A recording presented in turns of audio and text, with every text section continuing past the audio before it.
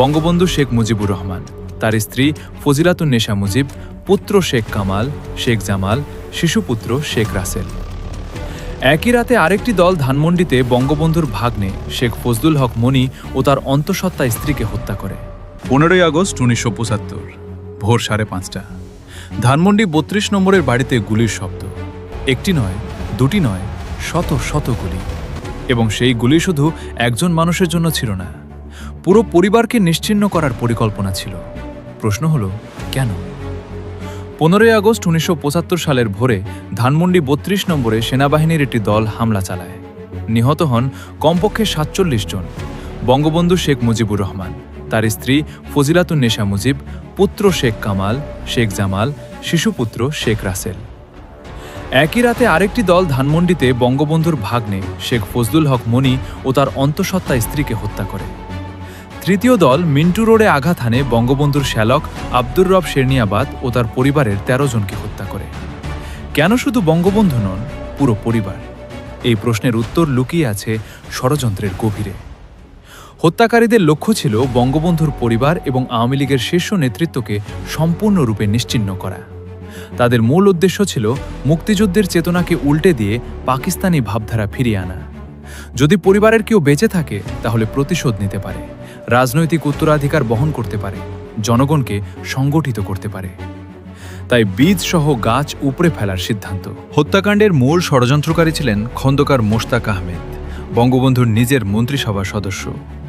হত্যার পরপরই তিনি ক্ষমতা দখল করে রাষ্ট্রপতি ঘোষণা করলেন নিজেকে। মাঠে ছিলেন colonel Faruque Rahman, colonel Abdur Rashid, major Dalim. ষড়যন্ত্রের পেছনে ছিল দেশের ভেতর থেকে একাধিক শক্তি। সেনাবাহিনীর মধ্যে উচ্চাভিলাষী, আদর্শগতভাবে বিরোধী কর্মকর্তারা, যারা বঙ্গবন্ধুর ধর্মনিরপেক্ষতা ও সমাজতন্ত্রমুখী নীতিকে হুমকি মনে করতেন। এবং বিদেশি শক্তির পরোক্ষ সমর্থনা ছিল, যারা দক্ষিণ এশিয়ায় একটি শক্তিশালী স্বাধীনচেতা বাংলাদেশ চাননি। রেয়ার প্রধান আর এনকাও মার্চ 1975-এ বিশ্বস্ত কর্মকর্তা পাঠিয়ে বঙ্গবন্ধুকে ষড়যন্ত্রের নির্দিষ্ট বিবরণ দিয়েছিলেন। বঙ্গবন্ধু বরাবরের মতোই উপেক্ষা করলেন, বললেন, এরা আমার সন্তান। হত্যাকাণ্ডের পর কি হলো? আওয়ামী লীগের 4 প্রতিষ্ঠাতা নেতা তাজউদ্দিন আহমেদ, মনসুর আলী, সৈয়দ নজরুল ইসলাম ও কামারুজ্জামানকে গ্রেপ্তার করা হলো। 3 মাস পরে 3রা নভেম্বর 1975 ঢাকা কেন্দ্রীয় কারাগারের ভেতরে তাদের হত্যা করা হলো। অর্থাৎ শুধু পরিবার নয়, পুরো আদর্শিক নেতৃত্বকে ধ্বংস করার পরিকল্পনা ছিল।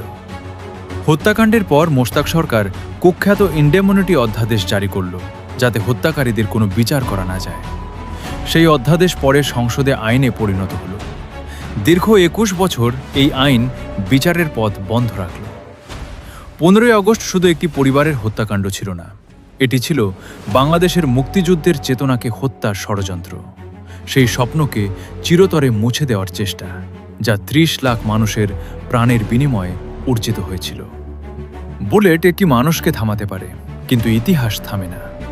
10 বছর বয়সী রাসেলের নিরীহ চোখের দিকে তাকিয়েও যারা ট্রিগার টানতে পেরেছিল, তারা জানত না সেই রক্ত একদিন ইতিহাসের পাতায় তাদের নামের পাশে চিরকালের জন্য লেখা হয়ে যাবে। এই ডকুমেন্টারির তথ্যগুলো অনলাইন থেকে সংগ্রহ এবং যাচাই বাছাই করে নেওয়া হয়েছে। ভিডিওটি ভালো লাগলে লাইক করুন এবং আমাদের চ্যানেলটি সাবস্ক্রাইব বা পেজটি ফলো করতে ভুলবেন না।